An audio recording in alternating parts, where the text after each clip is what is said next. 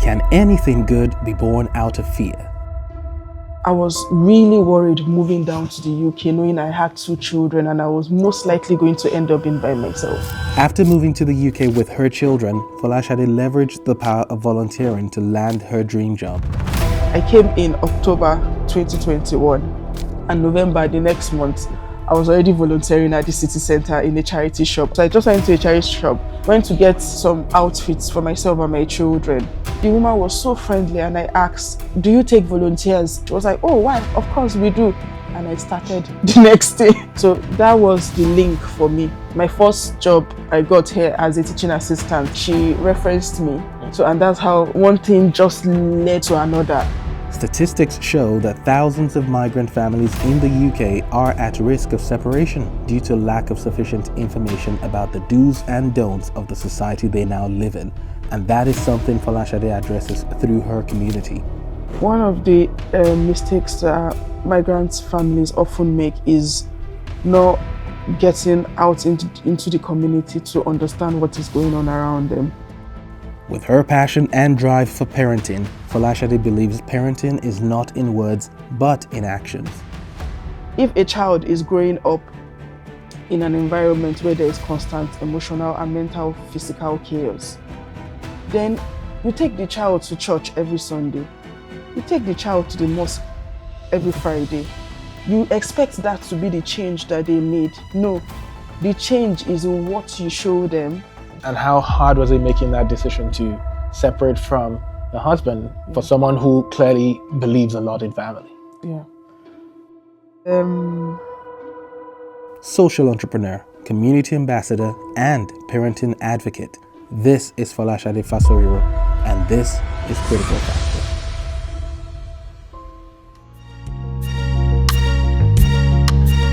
Folasade, you are a social entrepreneur who keeps doing so many things and adding more feathers to your hat. And while I know that, there's tons of people who may be watching this who don't know who you are. Yeah. So if you could, please introduce yourself. Tell us about you and why they should listen to this. That's very easy to do.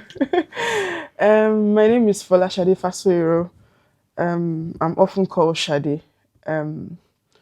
I'm 41, and I think the real story of who I am started 4 years ago when I moved here to the UK. I had come here to do my second master's in childhood and youth studies, and soon after, barely a month after, I realized that what I was learning in class was such a very new, absolutely new information to me with regard how the expectations around children and families in the UK. And that was where the whole story turned around for me, and I started to then speak to others who had come here also, and we had decided to make some bit of click and saying we need to support each other, we need to do something needs to happen. This is knowing fully well what my background is. I'm very much Nigerian. And realizing, what I know is not what they are saying, and I know what I know is what everybody else whom I can see on the streets, on the bus, at the bus stops, as lost as myself, knows. So something needs to change, and absolutely when the whole story about my community work began. So basically, you saw an information gap between what people knew versus what you saw was the reality of living in the UK. Yeah. Okay. So we started the Nigerian Student. We restarted the Nigerian Student Society at the University of Sunderland. Myself and Joseph Eton, and I started the Sunderland Nigerian Family Group on WhatsApp, and I started it with the mindset of Quora. So if you know of the online platform Quora, where you can ask any question and your questions get answered. And I've always loved Quora back in Nigeria, while everybody was like into Facebook and all over Facebook. I was in Quora reading answers to questions. And so I decided I'll make it like that. If anyone can ask any question, any at all, and get their answers, then let it become a one-stop shop. And today is a place where people ask questions and 2 a.m. they get response a minute after, or they ask 6 a.m. in the morning and 5 people are responding. So it has actually grown into somewhat of an army of support within Nigerians who have got families around Sunderland who don't even know themselves if they meet across the streets, but they are there, one hand, just one-stop shop, helping each other. How large is the community now? Currently we're about 847. Amazing. Yeah. Amazing. And now, why is community so important to you then? Because I mean, there are folks who, like yourself, would have discovered, oh, I don't have the information, and they just go find it and keep it. Yeah. But you chose to create communities, not just on the campus in Sunderland, but then also offline. I mean, or with family group. Why? What's the thing behind community? Why is that so important? I grew up as a military kid. My dad was a military officer, and we traveled a lot around Nigeria.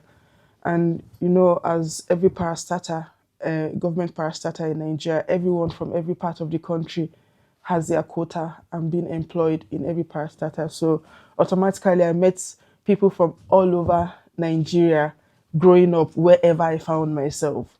So, and that's why I picked up the love for language. I speak 4 different Nigerian languages fluently. Interesting. And I'm Yoruba, but my first language is Hausa. The first language I ever spoke is Hausa. So that actually kind of expanded my love for community to the point where it became second nature to me. I could just see any Nigerian growing up while I was probably in second, and I went to a military secondary school again, and I would just know where they were from. I would hear somebody's name, hear them speak, and I just absolutely know what part of Nigeria they're from. So that built a very deep sense of community for me. So it was just it was born out of fear, I have to confess, because I was really worried moving down to the UK, knowing I had 2 children and I was most likely going to end up being by myself. And I didn't want, I'd heard so many stories about those who had moved in during the petroleum wind rush. Right. Yeah. And how they were not able to integrate in the community. And somehow these communities have grown into, and now have bigger issues that are even currently still prevalent. So I've always had that at the back of my head. And that's one of the reasons I never wanted to move to the UK. So then moving here, at the point we had when we were told, oh, come into the UK, we're going to give you postgraduate visa, when the UK government asked us to come. And I was having that fear. How would I survive with my children? All the things I've been hearing, I hope that doesn't become my lot and all of that. So I already had that prevalent fear at the back of my head. So as soon as my course started and I was seeing what was going on, I came in October 2021. We restarted the Nigerian Student Society in December 2021. That's like barely 2-3 months after. You came in pretty much. Yeah. Then I started the Sunderland Nigerian Family Group in January 2022. So everything just kind of went on.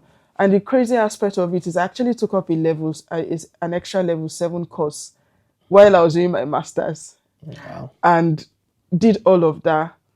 And another thing that really helps me was the fact that I came with the mindset of volunteering so I could get the kind of job I wanted.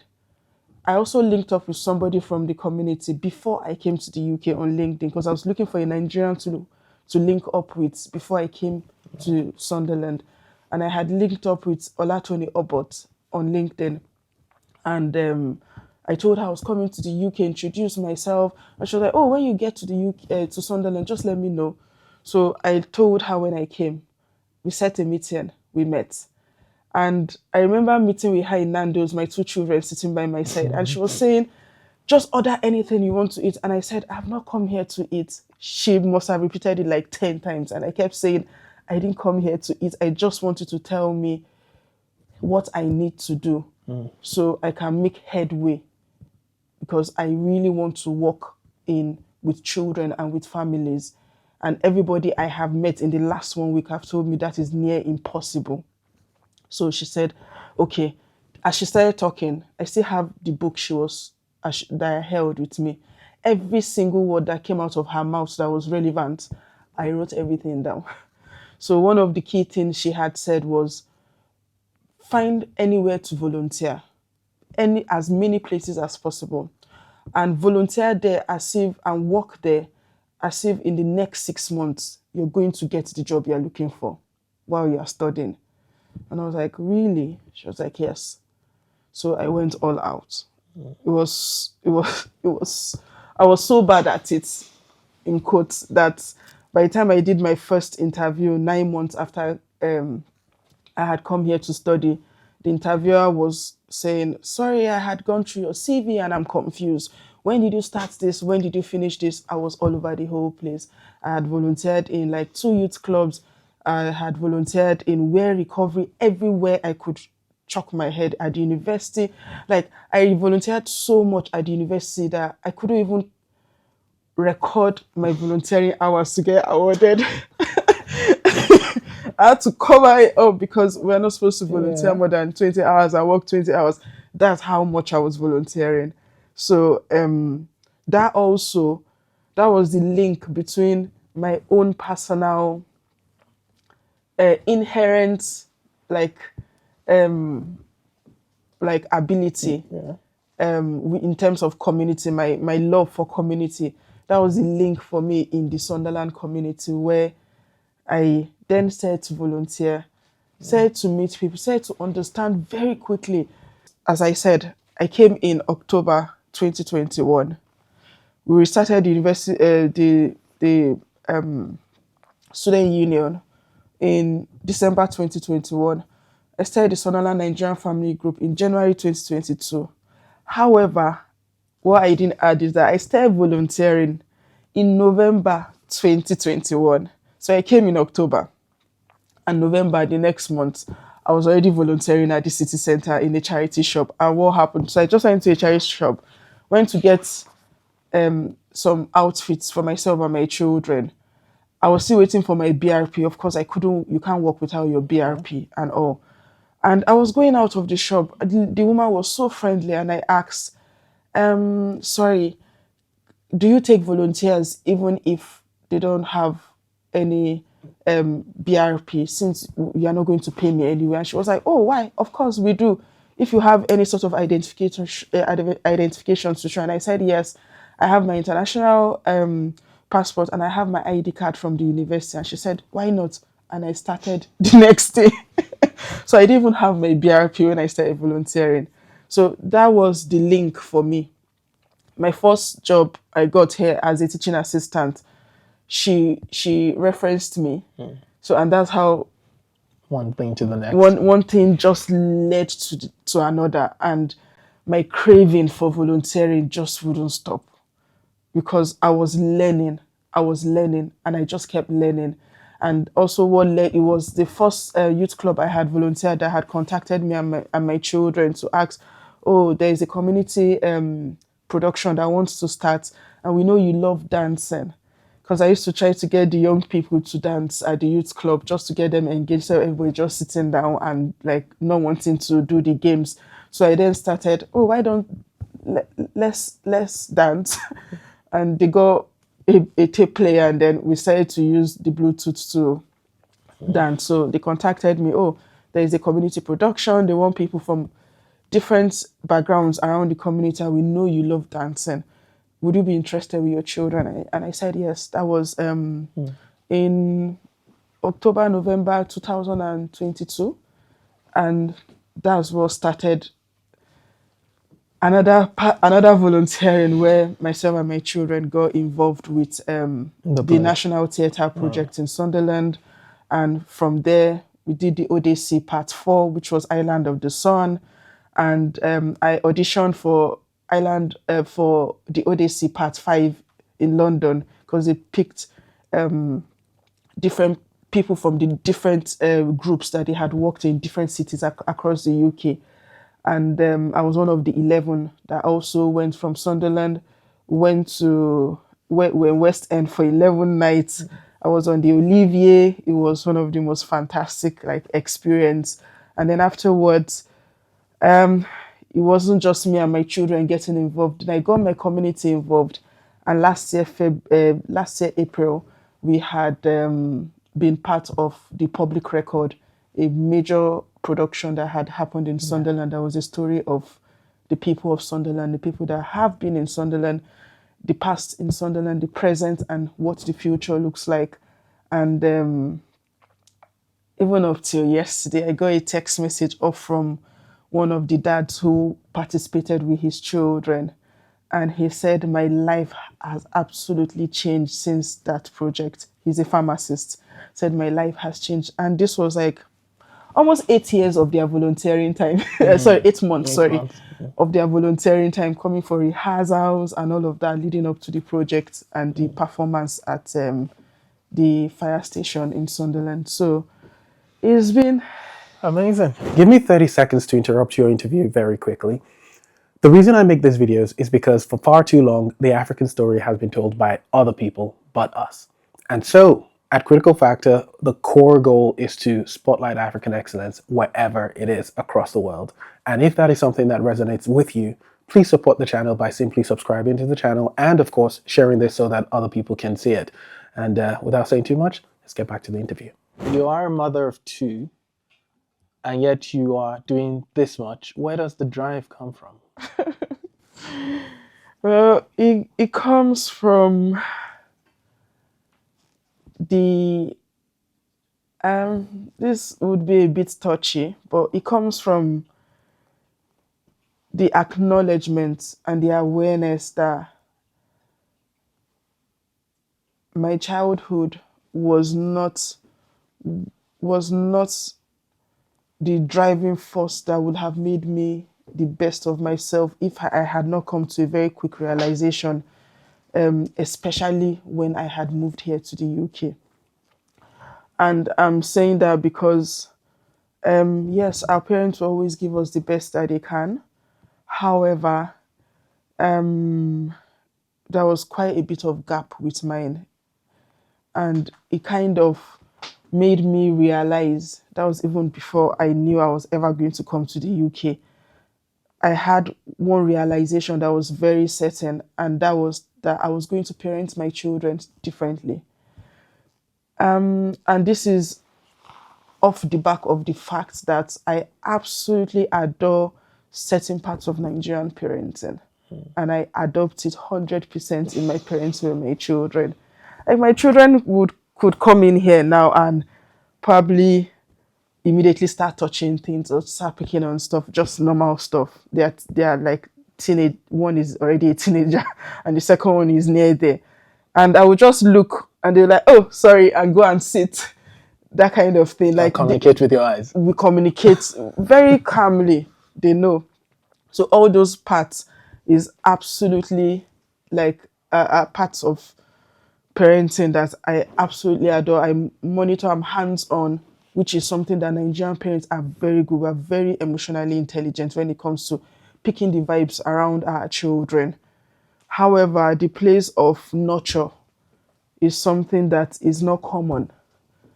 And that was the gap that would have made me, I felt would have made me a far better person. And I didn't even know till I was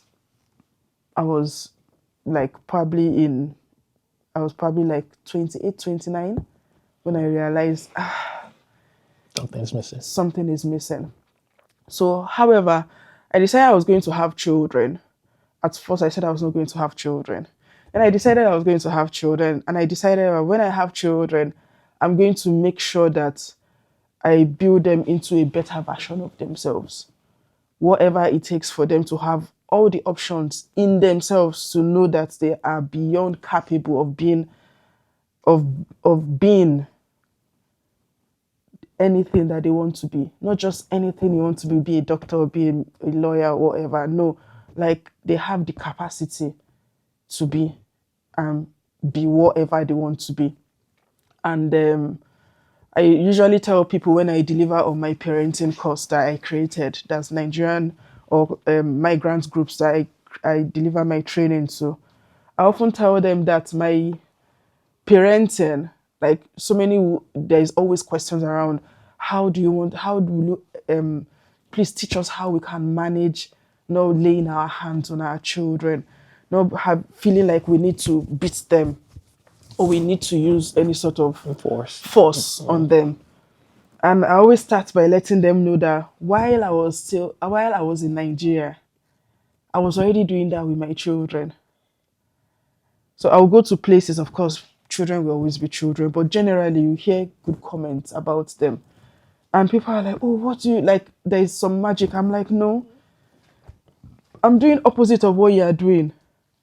I'm not their friend. They know I'm not their friend. I'm their mom. I'm their parent. However, I will be the first person they will show up to if they had the slightest need to talk to anybody. And that's because I had built that nurturing from scratch with them. The boundaries were always clear. It was enforced with consistency, and we just picked it up from there. And that's how I was able to survive here, because it is almost impossible to parent here if you're used to the way we parent back in Nigeria. It's almost impossible. And I understand the pain for most parents because that's how I was parented. And I understand, and I often will say, like on my group when there is conversations around this, I say, I don't know how you were parented, but I wanted to parent my children differently, and that is what I'm doing. Yes, it might look like you want me to show you this model, this evidence. This is I already have the evidence. Let me just pass you these strategies for you to just use. No, you just need to be present. You need to be there. You need to look at your child as a human being that is separate from you, and then start to look at how you can actually have a relationship with them. And that is not easy when you have priorities, you have set certain priorities to be above that.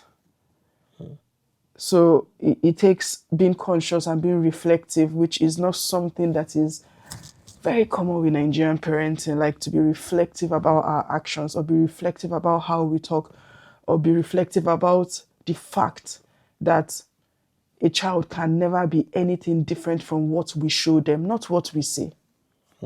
What we show them. Yes, they'll get to some points in their lives where they will have to make decisions, like myself, to say, no, there are certain things I would like to change going forward, even though it's going to be one of the most painful decisions you might have to make because it has shaken a lot of relationships for me. However, it is possible. I'm living it. I'm enjoying it. And I have absolutely no regrets taking this form of parenting as the right thing, like the right pathway to take. I hear you speak with so much passion about parenting Yeah. and the family, and obviously from all of these, groups that you've created, the communities about family. How hard is it balancing that? Because I know you did tell me you're separated from your husband, aren't you? Yes, I am. Take us back to that. How did that come about, and how hard was it making that decision to separate from your husband for someone who clearly believes a lot in family? Yeah. And honestly, you couldn't have said it better, because it has become a life pathway that I had decided when I chose this path, not to verbally explain anymore, but to live it. So explaining why something went wrong would never make it any better or any right. And to be kind, if people are used to doing things a certain way, there is you don't expect them to suddenly change. And that's my opening line usually for my cultural awareness training for professionals. It's okay for people to want to live their life the way they've been used to. It's okay for you to want to keep going to the same restaurants that you like eating. It's okay to want to keep wearing the same kind of make of shoe and clothes that you love. It's fine. Absolutely fine. It's just to touch base with the human aspect of it. And where I'm going is, it has been really hard. However, what has made it quite very easy for me is realizing that changing patterns is not is not is not a call for everybody. It's a call for individual people. If you look through history, how revolutions have happened, how changes have happened, even including IT, the history of IT, everything. It just takes one person to just say, okay, I think I want to do it this way, or this is how it should look like, or this is a. But whatever I do, the center of it has always been around humanity, what is right. It doesn't matter if we're talking about a man, or if we're talking about a woman, or if we're talking about a child. It is always about the humans who are involved. If using a sharp object to hurt, like to scrape your skin, is going to hurt you, why use it on somebody else? And on that note, what is not right, as far as I'm concerned, is not right, and what is right is right. So when you talk about community, the fact that I'm very ingrained in community. I love the family unit. I'm um, I'm driven to support the family unit. Is all from my own personal trauma that I have identified what my strengths are, what my weaknesses are, and I've decided to take this journey of life to turn my story into something that is not just strength based for the sake of strength based, but something that like ministers some sort of humanity to everybody who comes across me And inspires other people. and inspires other people. Not inspire maybe women. We all know how the relationship between men and women is often perceived in our community.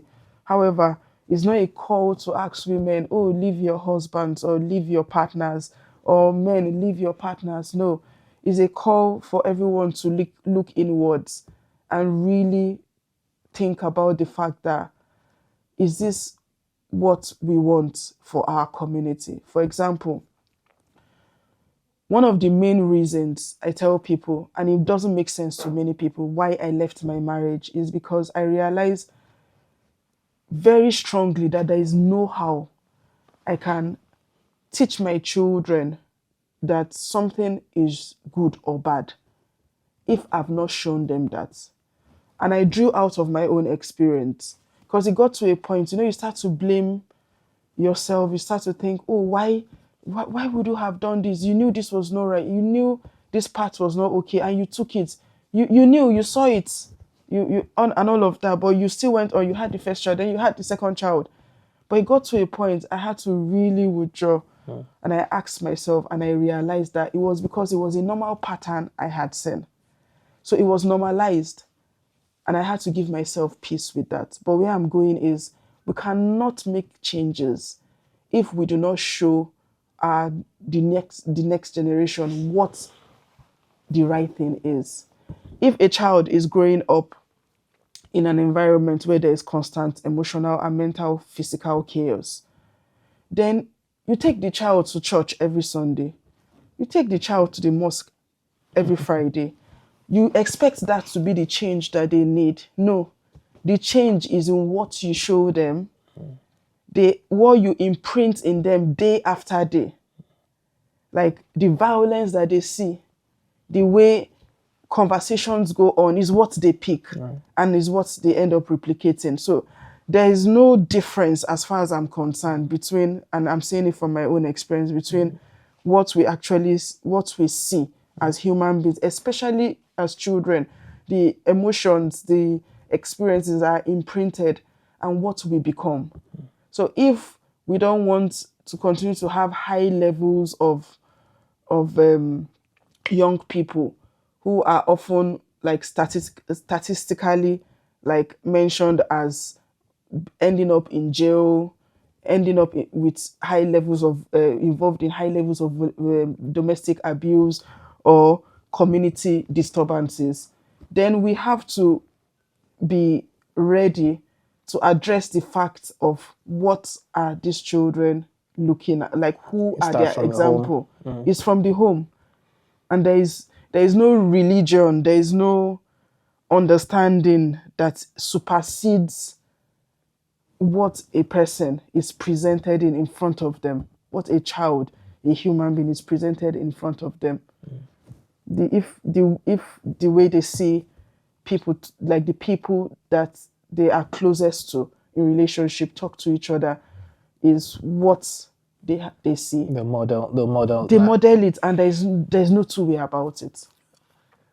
I mean, I think it's an interesting conversation that I'm not sure we'd even have time to dive into as much as I would have loved to.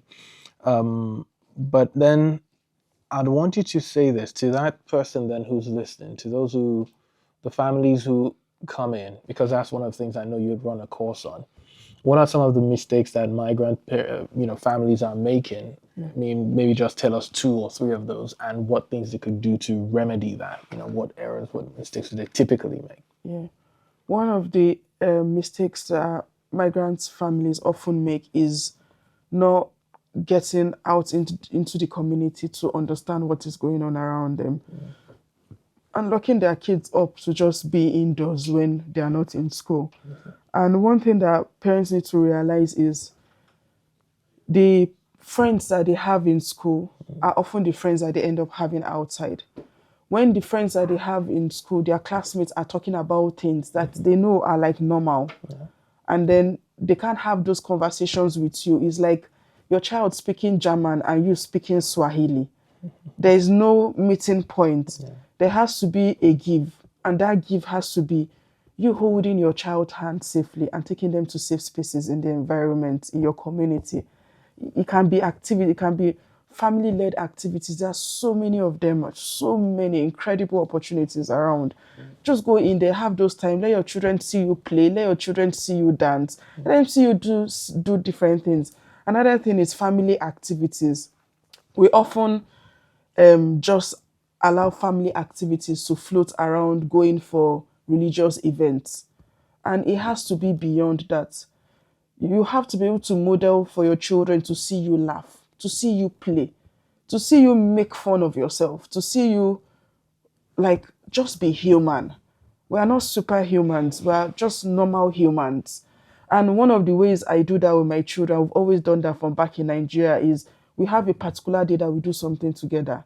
So since we came to the UK, we've made it Friday night because we do all our cleanings, and I do my cooking on Wednesdays or Thursdays. What we do Friday nights is one of 4. Either we'll play a game, or we watch a documentary, which I will choose. I always look for educative ones. Or we do karaoke or watch a movie. On karaoke night, everybody go and pick the spoon of their choice. We have the karaoke playing on YouTube. You can climb the chair. You can do whatever you want to do. You can roll on the floor and laugh your heart out at something stupid somebody else is doing. That's absolutely fine. We do a lot of that. So it's good that you model and let your children see you be a human being. Because they go out and they see people just being humans, and they can't understand why they cannot communicate to you as freely as they want to, and it causes a lot of chaos. So I think those 2 things, if parents look at it, can actually do a lot around turning around like family relationships. So African parents should learn to be more human and more relatable to their children. Absolutely. Okay. As a closing tradition here, Shani, we like to have you tell us what you think is the critical factor to. Now you work with communities and families. What would you think is the most important thing, the critical factor to building a successful home or building a successful community, in your experience? It's a bit of a tough one there, because when we're talking about family, when we're talking about community, we're talking of people with different mindsets, people with different experiences, people whose faces do not match their thinking does not match their talk, the way they talk. These are people with different way of speaking, different way of talking, different way of understanding the same concept.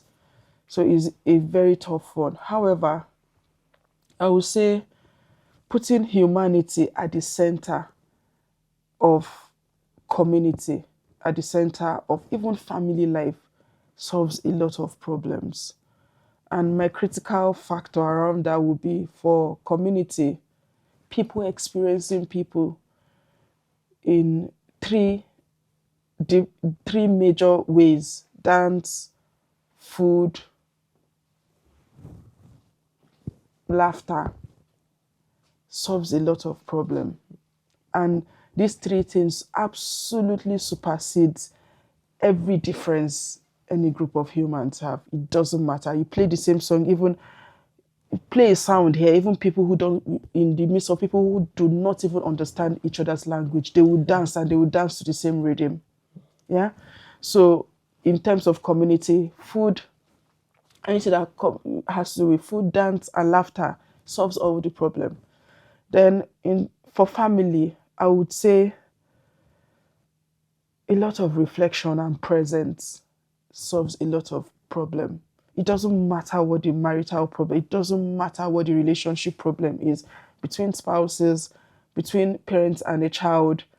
Being present solves a lot of problem, because when you are present, and presence does not mean just being in a space. Presence means being there, sitting in, listening, and be heard. How does your family meeting look like? You just sit down and talk at each other? No. It should be a place where everybody holds space for their conversation and be heard. And that is what presence is. So any family space that's got that presence has got it all sorted out. Awesome. Thank you so much for being on Critical Factor. We'll continue to support the work you do, and obviously we'll leave your links there for anyone who wants to follow your work along. And thank you once again. Thank you.